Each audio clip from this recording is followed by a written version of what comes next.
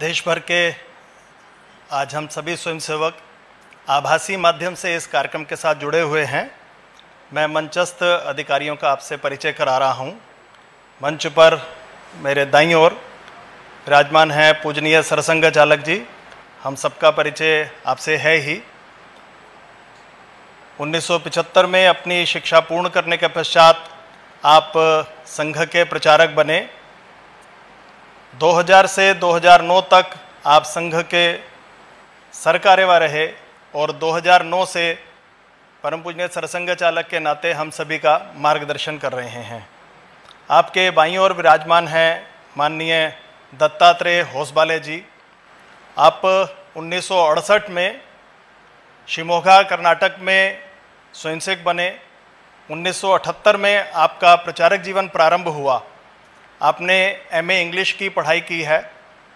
आप अखिल भारतीय विद्यार्थी परिषद के राष्ट्रीय संगठन मंत्री रहे। 2003 से 2009 तक राष्ट्रीय स्वयंसेवक संघ के अखिल भारतीय सह बौद्धिक प्रमुख रहे। 2009 से सह सरकार्यवाह के नाते आपने दायित्व निभाया और वर्तमान में सरकार्यवाह के नाते हम सभी का मार्गदर्शन कर रहे हैं। अभी एकल गीत के पश्चात हमें आपका ही उद्बोधन प्राप्त होगा।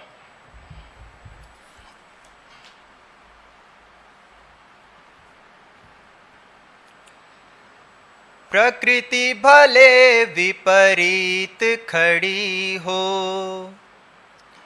काल चक्र भी पड़े थामना।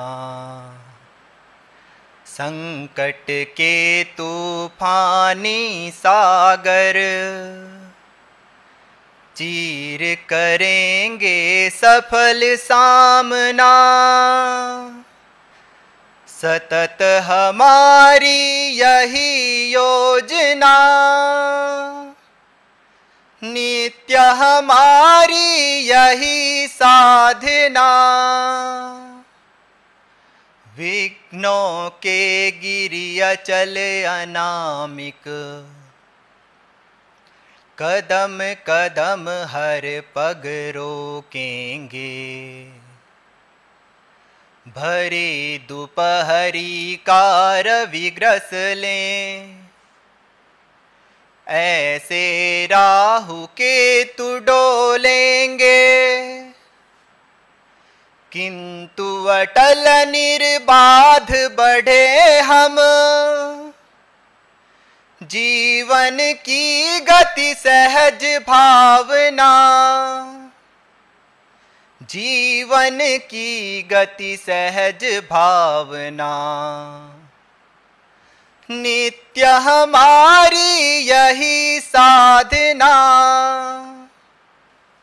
सुख दुख विपदा बाधा सुविधा,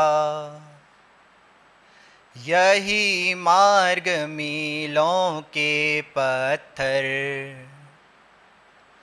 किंतु इसी में आनंदित हों, खोजे हम उन्नति के अवसर।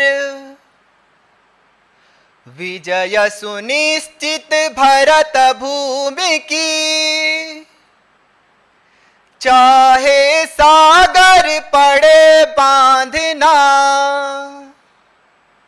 चाहे सागर पड़े बांधना, नित्य हमारी यही साधना।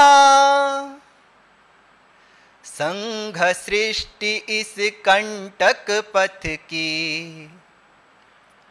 बिहड़ता की गिरी अभ्यासी। दिखे लालिमा ध्येय सूर्य की, थोड़ी धैर्य तपस्या बाकी। लांघ चले विघ्नों की सीमा, निश्चित होगी सफल कामना। निश्चित होगी सफल कामना। नित्य हमारी यही साधना। प्रकृति भले विपरीत खड़ी हो, काल चक्र भी पड़े थामना, संकट के तूफानी सागर चीर करेंगे सफल सामना। सतत हमारी यही योजना, नित्य हमारी यही साधना, नित्य हमारी यही साधना।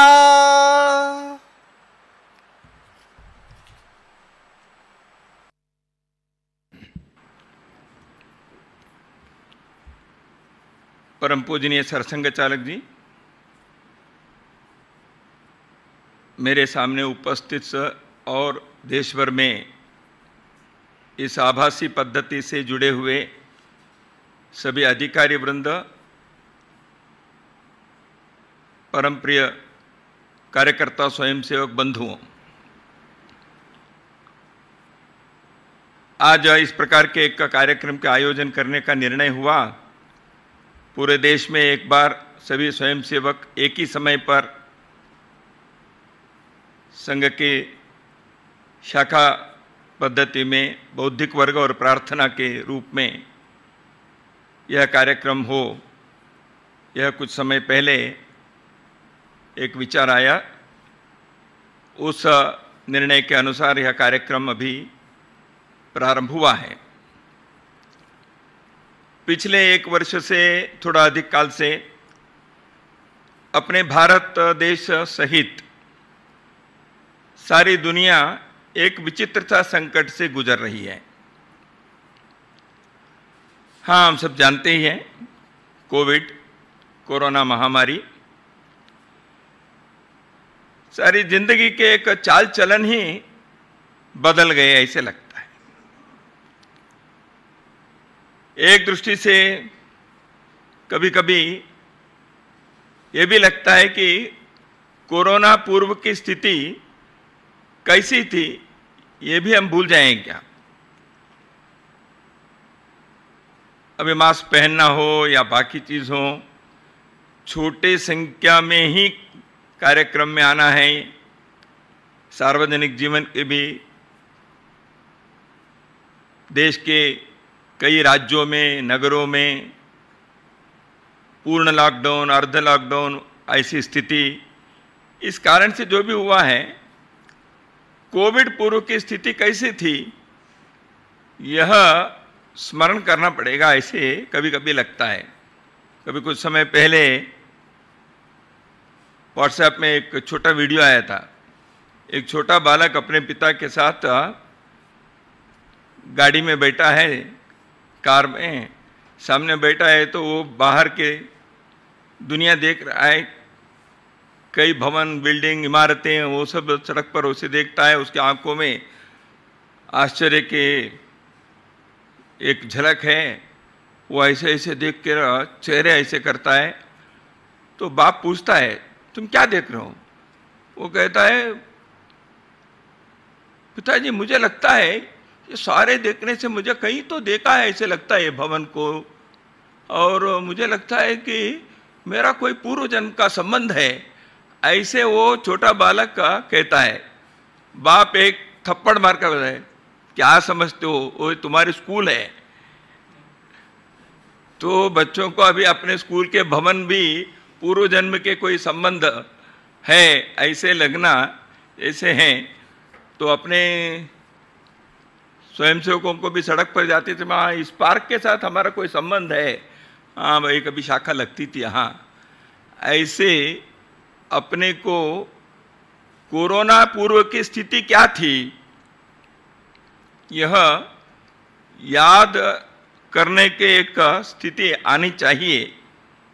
शीघ्रातिशीघ्र ऐसे आए, हम सबकी इच्छा भी है।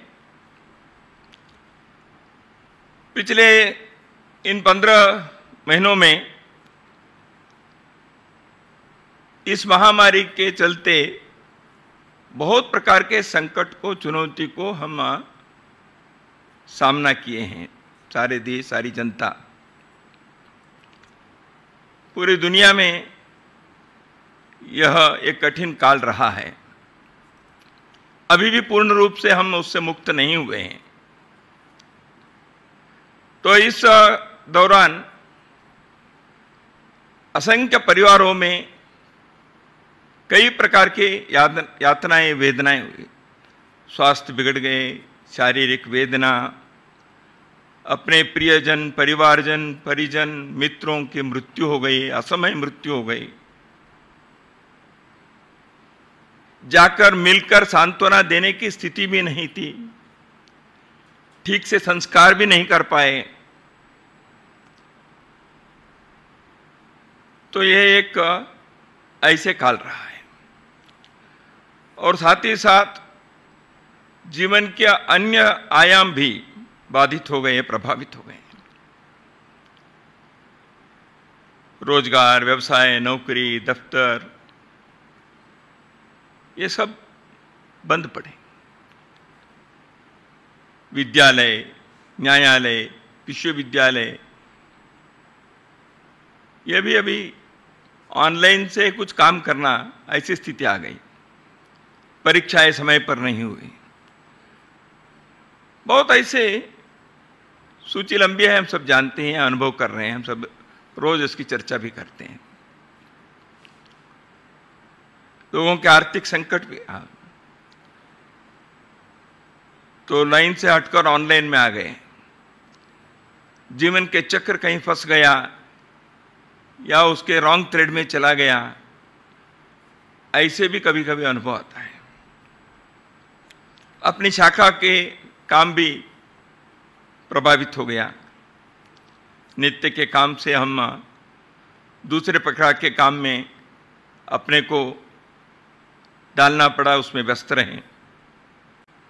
इस परीक्षा की घड़ी में मनुष्य के लिए सहज उदात्त भावनाएं, संवेदनाएं, कर्तव्य, ये भी प्रकट हुए। पीड़ित लोगों की सेवा में, संत्रस्त बंधुओं के लिए किसी न किसी प्रकार से सहायता करने हेतु सारा समाज सामने आया, लोग सामने आए। कई प्रकार के सेवा कार्य में लोग लगे। भोजन के, स्वास्थ्य के, दवा के, व्यवस्था के, आइसोलेशन के, क्वारंटाइन के, यातायात के, भिन्न भिन्न प्रकार के सेवा कार्य में लगने वाले समाज के लोग, कई संस्थाएं, धार्मिक, सांस्कृतिक सेवा संस्थाएं, स्वयंसेवी संस्थाएं, ये सब लगे। कष्ट के दिनों में एक दूसरे के साथ सहयोग में हमके रहना चाहिए।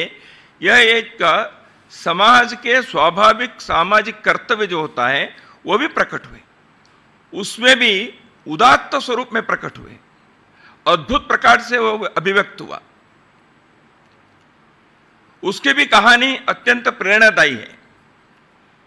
इन सारे बातों के आगे की पीढ़ी के लिए यह पढ़ने को, सुनने को मिले, इस दृष्टि से समाज के कई संस्थाओं ने, हम स्वयंसेवकों ने भी इसके कुछ डॉक्यूमेंट करें, इसको बनाए रखें। ऐसे एक चुनौतीपूर्ण कालखंड में समाज में कैसे काम किया, इस संकट को कैसे हमने सामना किया। ये कोई प्रसिद्धि के लिए नहीं, कोई अपने पीठ थपथपाने के लिए नहीं, अपने आत्म प्रशंसा के लिए नहीं, परंतु एक समाज की अंतःशक्ति, समाज के एक आत्मविश्वास, समाज के एक सहयोग के कर्तव्य की भावना, जनता की यह संवेदना, ये प्रकट हुए। तो इस प्रेरणा से आने वाले पीढ़ी को भी कुछ मार्गदर्शन मिलना चाहिए। तो इसलिए बहुत सारी प्रेरणा की कहानियां जो है, कहानियां ने प्रत्यक्ष घटनाएं, प्रसंग है, उसको भी संकलित करने का कार्य भी हुआ है। इस कालखंड में बहुत सारे लोगों ने अद्भुत कार्य करके उन्होंने अपने व्यक्तित्व के उस आयाम को उजागर किया जिसके कारण सारा समाज उनके प्रति कृतज्ञ है। क्या डॉक्टर हो, क्या नर्स, क्या पुलिस, क्या सफाई कर्मचारी, क्या स्वयंसेवी संस्थाएं के लोग, संघ के स्वयंसेवक भी, समाज के सेवाभावी लोग भी, ये सारे लोगों ने जो कार्य दिखाया वह मनुष्य ये कर सकता है, इस विश्वास को पुनः एक बार जगाने के, उसको सुदृढ़ करने के का काम भी था। तो भारत के नाते, एक देश के नाते भी हम स्वयं पूर्ण हो, स्वावलंबी हो, आत्मनिर्भर हो, यह भी प्रयत्न हुए। यह भी एक विशेष उल्लेखनीय बात है। हम पीछे नहीं रहे। ऐसे कालखंड कई बार आते भी हैं देश में, दुनिया में, जीवन में। विश्व युद्ध हुए, 5-6 साल युद्ध रहे, तो कई देश जो युद्ध में रहे, उन देशों की हालत क्या हुई? वहाँ के सामाजिक, आर्थिक, सांस्कृतिक, पारिवारिक, शैक्षिक जीवन के सारे आयाम प्रभावित हो गए। पुनः उनको जीवन को पुनर्निर्मित करके खड़ा करना पड़ा। किया उन्होंने। कुछ ही वर्षों में उन देशों के लोगों ने अपने देश के पुनर्निर्माण करते हुए दुनिया के सामने एक श्रेष्ठ उदाहरण को उन्होंने प्रस्तुत भी किया। हाँ, युद्ध तो मनुष्य निर्मित है। प्राकृतिक आपदाएं होना या इस प्रकार के पैंडेमिक जैसे, महामारी जैसे होना, संकट तो संकट है, मनुष्य को इस संकट को झेलना भी पड़ता है। तो इस परिस्थिति में जो ऐसे बहुत ही प्रेरणादायी एक मनुष्य प्रयत्न दिखाई देता है, इससे हमें आने वाले दिनों के लिए प्रेरणा भी लेनी चाहिए। इस अनुभव के आधार पर आगे के जीवन को खड़ा करने के, उसको उस दिशा में ले जाने के प्रयत्न भी सभी को करना ही पड़ेगा। पिछले 15 महीनों में हम सभी के 2 प्रकार के काम सभी ने किए ही हैं। गत वर्ष पूजनीय सरसंघ चालक जी ने जब तालाबंदी लगी, लॉकडाउन पहली बार घोषित हुआ, उस समय हम सभी को उनका मार्गदर्शन प्राप्त हुआ था। उस समय आपने कहा था, एकांत में साधना, लोकांत में परोपकार। तो इसलिए इस कालखंड के उपयोग दोनों प्रकार से होने का एक उस बात को चरितार्थ करते हुए लोगों ने उस दिशा में गए, ये भी हमको अनुभव में आया। कई लोगों ने अपने जीवन के कुछ साधना के, एक कालखंड है ऐसे सोचकर, अपने आत्मविकास के लिए प्रयत्न किया, अपने कुछ आदतें ठीक की, जीवन के कुछ दिनचर्या को उन्होंने अच्छा बनाया। किसी ने प्रकार के साधना के व्यायाम हो सकता है, योग हो सकता है, लेखन कार्य हो सकता है, अध्ययन हो सकता है, इस प्रकार के कार्य किए। और साथ ही साथ लोकांत में परोपकार के, सेवा के कार्य जो करना था, समाज के प्रति जो कर्तव्य निभाना था, उसमें भी आगे बढ़े। ये भी हमको दिखाई देता है। तो इस प्रकार यह कालखंड अभी हम अनुभव करते रहे हैं। सरकारें अपने काम किए हैं, समाज ने अपने अंतःशक्ति के, अपने सामर्थ्य को उसने दिखाया है। पिछले वर्ष प्रवासी मजदूरों के जो एक घटना हुई, लाखों की संख्या में, लगभग 35-40 लाख मजदूर लोग जब महानगरों से अपने गांव के तरफ चल पड़े, वह दृश्य अद्भुत था। लेकिन आज चलने वाले लोगों के मुंह पर किसी प्रकार के, किसी के विरुद्ध में, खिलाफ कोई नारेबाजी नहीं, जिंदाबाद मुर्दाबाद उन्होंने नहीं, कोई लूटपाट नहीं किए, हिंसा आगजनी नहीं हुई, वो मौन रूप से चल पड़े। ऐसे चलने वाले लोगों के सेवा के लिए, उनके सहायता करने के लिए रास्ते में लोग भी तैयार हो गए। उनके भोजन दिए, बच्चों के दूध दिए, पाँव में पहनने के लिए चप्पल दिए, यातायात की व्यवस्था की, पानी की व्यवस्था की। एक अद्भुत दृश्य था। यह विरले मिसाल है। भारत के किसी भी कोने में मिलिट्री को बुलाना नहीं पड़ा। दुनिया में कई देशों के संदर्भ में हम ऐसे नहीं कह सकते। दुर्भाग्य है। अपने देश में हम गर्व कर सकते हैं। ऐसे परिस्थिति में अपने लोगों ने एक दूसरे के सहयोग करने का ऐसे एक उदाहरण को उन्होंने प्रस्तुत किया। इसलिए विश्वास जगता है, इसलिए एक सकारात्मकता के भाव मन में आ जाता है।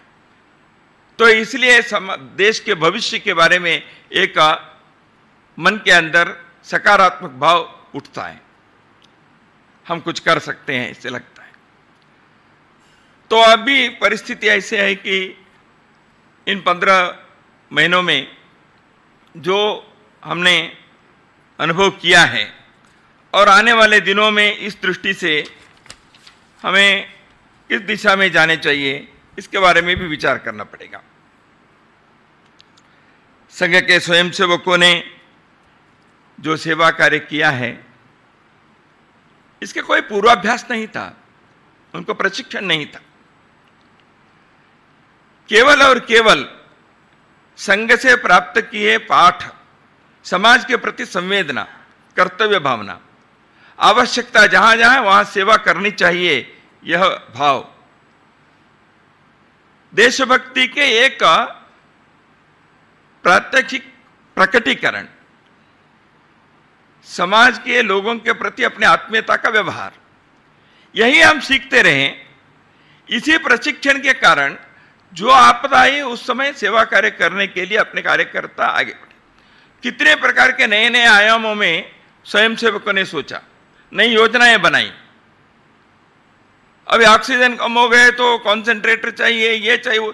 ये कोई पहले प्रशिक्षण अपने स्वयंसेवकों को नहीं था। लेकिन चुनौती जब आई, यदि मनुष्य इसके लिए पहले से सेवा भाव में, कर्तव्य के प्रति उनकी निष्ठा यदि है, तो वो किसी भी चुनौतीपूर्ण परिस्थिति में रास्ता ढूंढता है, उपाय सूझता है उसको, वो कूद पड़ता है काम करने के लिए। यही अनुभव में आता है स्वयंसेवकों ने जो उदाहरण प्रस्तुत किया है। तो इसलिए ऐसे जो स्वयंसेवकों ने किया, उसके पीछे संघ के इतने वर्षों के जो कार्य है, संघ के जो साधना है, यह महत्व की भूमिका उसकी रही है। अब आने वाले दिनों में 3-4 प्रकार के कामों के बारे में हमको सोचना पड़ेगा। एक है, मैं इसको कहता हूं पुनर्वास, रिहैबिलिटेशन। जीवन को फिर से एक बार सुस्थिति में लाने के प्रयत्न होना चाहिए। जो थोड़ा सा वो अपने दिशा से हट गया है, संकट में फंस गया है, कई परिवारों की परिस्थिति, देश की आर्थिक स्थिति, इन सारे चीज़ों को देखने से लगता है कि बहुत सारे लोगों के रोजगार की समस्या है, अपने व्यवसाय की समस्या है, आर्थिक विपन्नता है। तो इस दृष्टि से सरकार की योजना तो अपनी जगह पर बनेगी ही। समाज भी अपने को एक दूसरे को सहायता करने के इस दिशा में क्या क्या योजना बन सकती है, ये सोचना, विचार करना, यह भी आवश्यक है। कई घरों में जिस प्रकार के संकट, वहाँ के भरण पोषण करने वाला, वहाँ रोटी कमाने वाला व्यक्ति चला गया है, घर में छोटे बच्चे हैं, या विधवा पत्नी हैं, या वृद्ध माता पिता हैं, तो इसलिए ऐसे परिवारों के स्थिति के बारे में केवल आर्थिक पक्ष केवल नहीं है, वो बच्चों के भविष्य के बारे में, उनकी शिक्षा के बारे में विचार करना पड़ेगा। उससे भी और भी एक काम है, वो है सांत्वना के, मन को धैर्य भरने के, मन के अंदर समुपदेशन, काउंसलिंग ऐसे आजकल की भाषा में कहते हैं, इसकी आवश्यकता भी है। आत्मीयता से धैर्य देने वाले, हिम्मत भरने वाले ऐसे लोगों के भरपूर आवश्यकता रहेगी। यह भी एक काम है, इसको भी रिहैबिलिटेशन ही कहते हैं। और एक काम है इस पुनर्वास के काम में, गत वर्ष और यह वर्ष विद्यार्थियों के शिक्षा के दृष्टि से यह पूरा चरमरा गया है। जैसे मैं प्रारंभ में उस बच्चे की कहानी बताए, तो शिक्षा, परिसर, विद्यालय, परीक्षाएं, पाठ क्लास में होना, ये सब एक दृष्टि से ये पूरा डिस्टर्ब होने के कारण, इसमें व्यत्यय आने के कारण स्वाभाविक रूप से बच्चों के मानसिक शैक्षिक विकास कुंठित भी होता है, उसका एक असर भी होता है। तो इसलिए इस दृष्टि में क्या क्या कर सकते हैं, छोटे छोटे समूह में बच्चों के लिए पाठ पढ़ाने का, कुछ क्लासेस चलाने के हो सकता है। सब चीज़ ऑनलाइन से नहीं हो सकता, तो इसलिए इसके एक व्यापक सामाजिक अभियान इस प्रकार से भी करने की आवश्यकता हो। यह हो गया एक आयाम। दूसरा एक है, वो है अपने सामने एक विचार लोग रख रहे हैं, चिंता व्यक्त कर रहे हैं, वो है तीसरी वेव की एक आशंका है, थर्ड वेव आ जाएगा। ना आए ये हमारी इच्छा है, भगवान से प्रार्थना है। आ सकते हैं, वो कैसे आएगी किसी को मालूम नहीं है। अंग्रेजी में एक नाटक होता, वेटिंग फॉर गॉडो करके। ये वेटिंग फॉर गॉडो यानी क्या है, उसके कहानी ऐसे है कि उस नाटक में वो गॉडो करके एक के बारे में इंतजार कर रहे हैं, प्रतीक्षा कर रहे हैं। वो वेटिंग फॉर गॉडो में यानी गॉडो कौन, क्या ये मनुष्य है, प्राणी है, जानवर है, हवा है, तूफान है, क्या है गॉडो, किसी को मालूम नहीं है। तो मनुष्य है तो वो पुरुष है कि स्त्री है, ये भी मालूम नहीं। तो गॉडो करके कोई एक ऐसे आने वाले हैं, तो इसलिए सारी चिंता व्यक्त होती है उस नाटक में। अंततः तो वो कौन है, क्या है, नहीं होता है, वो आया नहीं होता है, इसलिए सारे खलबली मचती है। क्योंकि वो घोड़ा आ जाएगा तो क्या करेगा मालूम है, क्या करेगा, क्या करेगी, वो कौन है, क्या है, देखा ही नहीं तो कैसे होगा। तो इसलिए अभी थर्ड वेव के बारे में बच्चों पर असर होगा ऐसे भी कह रहे हैं। नहीं नहीं, ये बच्चों के पर असर नहीं होगा, ऐसे हो जाएगा ऐसे कहते हैं। कुछ लोग कहते हैं, सभी तज्ञ लोग ही कह रहे हैं, तरह तरह के सर्वेक्षण हो रहे हैं। कुछ लोग कह रहे हैं कि नहीं, तब तक सब वैक्सीनेशन हो जाएगा, ये ठीक रहेगा। सच में क्या होगा, इदम इत्थम कहना अब कठिन है, लेकिन अपनी तैयारी चाहिए, सन्नद्धता रहनी चाहिए। अभी जैसे पिछले दिसंबर से जनवरी फरवरी में थोड़ा सा ठीक हुआ, तो सभी के गफलत के कारण थोड़ी समस्या हुई। ऐसे पूजनीय सरसंघ चालक जी ने जैसे एक सावधानी की बात हम सभी के सामने रखी थी, तो इसलिए अब सावधानी रखना आवश्यक है। नहीं आए तो अच्छा, आएगा तो हमारी सन्नद्धता है, हमारी पूर्व तैयारी है। इसलिए आवश्यक व्यापक प्रमाण में एक इस संदर्भ में होने वाले या आने वाले संभावित किसी भी प्रकार की चुनौती को सामना करने के लिए एक छोटा सा प्रशिक्षण भी हजारों लाखों लोगों को देने की आवश्यकता भी है। उस दिशा में आवश्यकताएं और क्या क्या हो सकती है, तज्ञ लोगों से स्थान स्थान पर पूछकर उसके लिए व्यवस्थाएं भी करनी पड़ेगी। और वैक्सीनेशन के, टीकाकरण के भी एक व्यापक अभियान चलाएं, उसको भी पूरा करना आवश्यक है, ताकि होने वाले जो भी वो आघात है उससे हम काफी हद तक का बचकर रहेंगे। तो इसलिए यह दूसरा काम है। तीसरा एक है जो अपने नित्य काम का, वो है कि अपने नित्य कार्य जो बाधित हुआ है, नित्य के शाखा कार्य, अपने बैठकें, हमारे वर्ग, अपने प्रवास, पिछले वर्ष और इस वर्ष दोनों वर्ष संघ शिक्षा वर्ग हम नहीं कर पाए। नित्य के शाखा के कारण जो बाकी चीजें होती हैं, संपर्क होता है, बैठकें होती है, अनौपचारिकता से मिलना होता है, कार्यकर्ताओं की बातचीत होती है, थोड़ा सा जो संपर्क से दूर हो गया ऐसे कार्यकर्ताओं को जोड़ने का होता है। हमारे उत्सव आने वाले हैं, श्री गुरु पूजा, बाद में रक्षाबंधन, इन सभी के लिए अपनी सूची वगैरह करते हुए फिर से हम नित्य के कार्य के दिशा में चलना ही पड़ेगा। अपने नित्य के कार्य को हमें उस पटरी पर लाना ही है। शनै शनै करनी चाहिए, लेकिन सावधानी के साथ। तो इसलिए वर्तमान कोरोना की परिस्थिति या संभावित तीसरी वेव, इसके सावधानी रखते हुए हमें इस दिशा में कैसे जाना, यह भी अपने को विचार करना चाहिए। उस प्रकार की योजना बनानी पड़ेगी, उस प्रकार उस दिशा में जाना पड़ेगा। संघ के व्यक्ति निर्माण के कार्य जो है वह रुक नहीं सकता।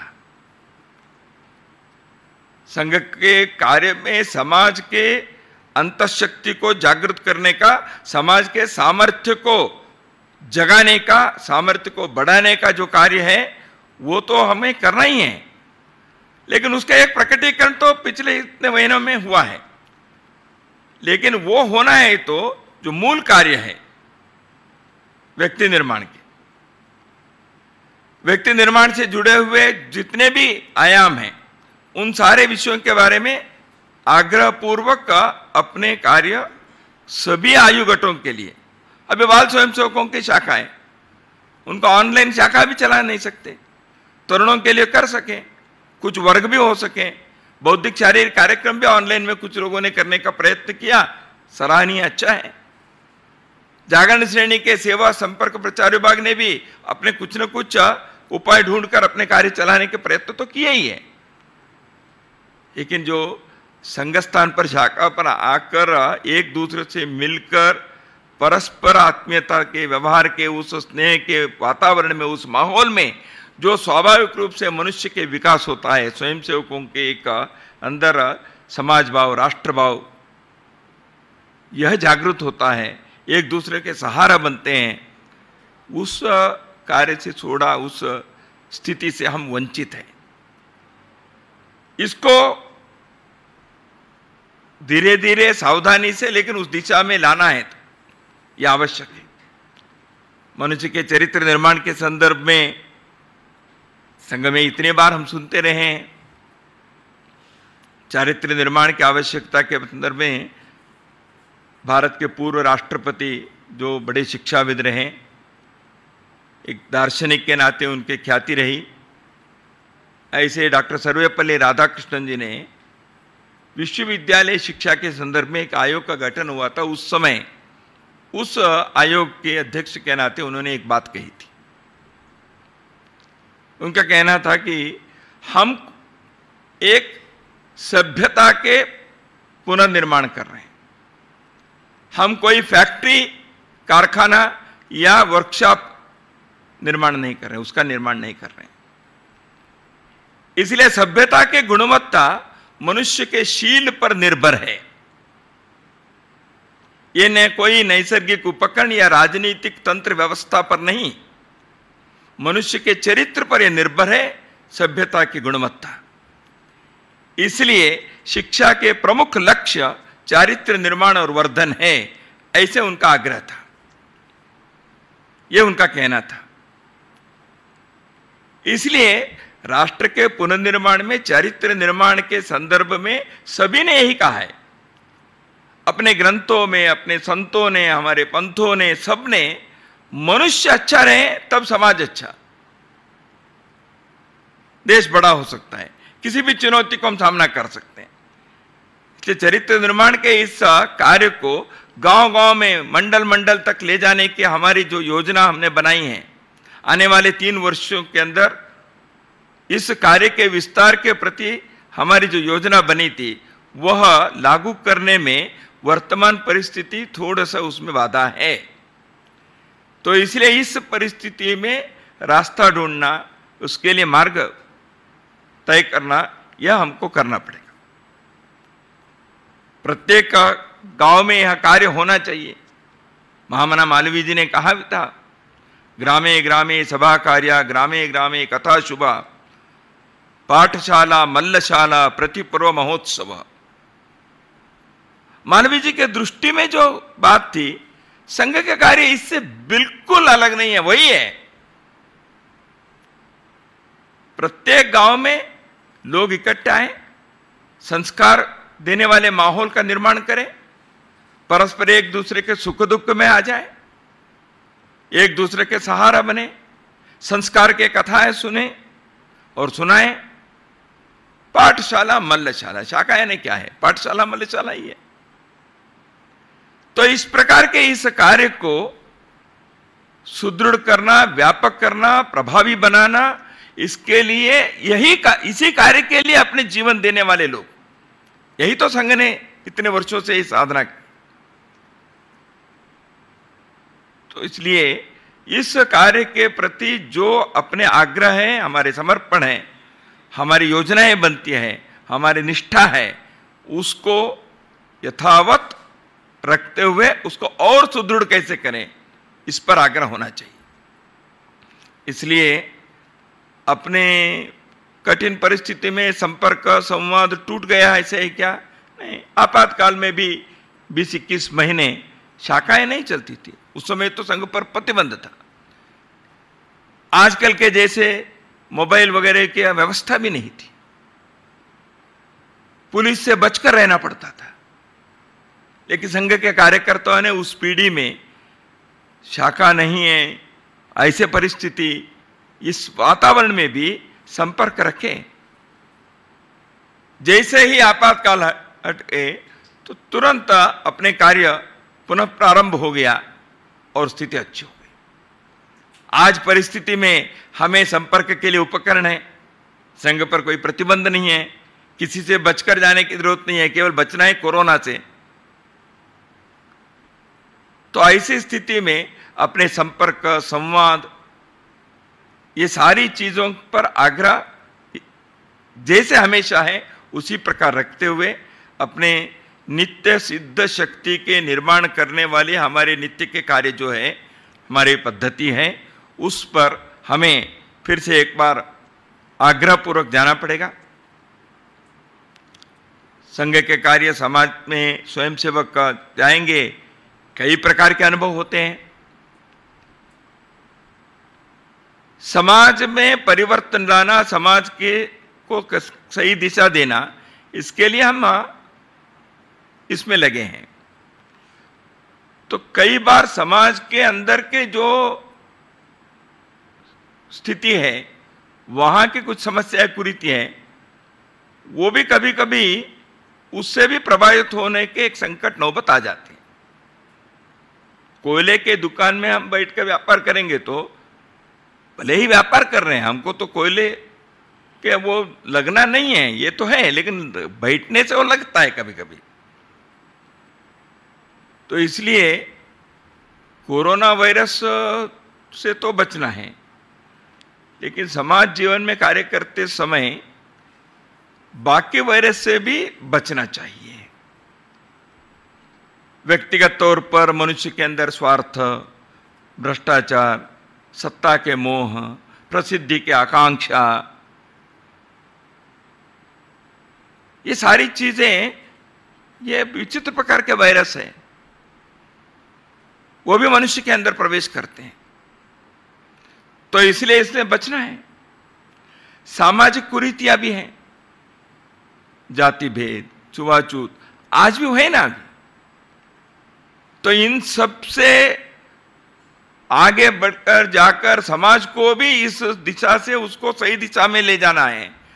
तो स्वयं अपने को, संघ के स्वयंसेवकों को नित्य के अपने शाखा पद्धति के द्वारा हमारे कार्य प्रणाली के आधार पर हमारे जो अभी तक की परंपरा परिपाटी है उसको सुदृढ़ करते हुए, उसी दिशा में जाते हुए, उसमें लगकर, उसमें आनंद लेते हुए समाज के, राष्ट्र के कार्य करने के, अपने जो राष्ट्र धर्म को निभाना है उसको हमें उस दिशा में जाना ही चाहिए। तो इसलिए अपने सोचने के, कार्य करने के स्वभाव पहले से जो संस्कार से हमने पाए हैं उसमें और उत्तम कैसे हो सकता है और बेहतरीन तरीके से हम कैसे कर सकते हैं, इसके बारे में सोचना, योजना बनाना, एक दूसरे से सलाह मशवरा करते हुए उस प्रकार के कार्यक्रमों के भी आने वाले दिनों में विचार करना पड़ेगा। आने वाले दिनों में और भी अपेक्षाएं बढ़ेगी, क्योंकि संघ के स्वयंसेवकों के जो कार्य देखने वाले, उनके व्यक्ति प्रभाव देखने वाले, उनके व्यक्तित्व देखने वाले, संघ के इससे प्रभावित होने वाले लोग स्वाभाविक रूप से संघ और संघ के स्वयंसेवकों से कई प्रकार की अपेक्षाएं रखेंगे। समाज के, राष्ट्र के हित में कई चुनौतियां भी आ सकती हैं, कई प्रकार की आवश्यकताएं भी आएगी। तो इसलिए इन अपेक्षाएं, आवश्यकताएं, चुनौती, इसको यदि हम प्रभावी ढंग से निभाना है, सामना करना है, पूरा करना है, तो उसके लिए आवश्यक क्षमता और सामर्थ्य, पुरुषार्थ को भी अर्जित करना पड़ेगा, प्रकट करना पड़ेगा। तो इसलिए उस तैयारी को करना है तो अपने नित्य शक्ति निर्माण, नित्य सिद्ध शक्ति निर्माण करने के अपने आग्रह को यथावत रखना और उस दिशा में जाना, और आने वाले वर्षों में हम समाज के, राष्ट्र की सेवा के, कैंकर्य के जो संकल्प हम लिए हैं उस दिशा में अपने पुरुषार्थ को प्रकट करते हुए अपने जीवन को सार्थक बनाने की दृष्टि से उस दिशा में जाने का संकल्प करें। इतना ही इस अवधि में कुछ विचार आपके सम्मुख रखने का प्रयास मैंने किया।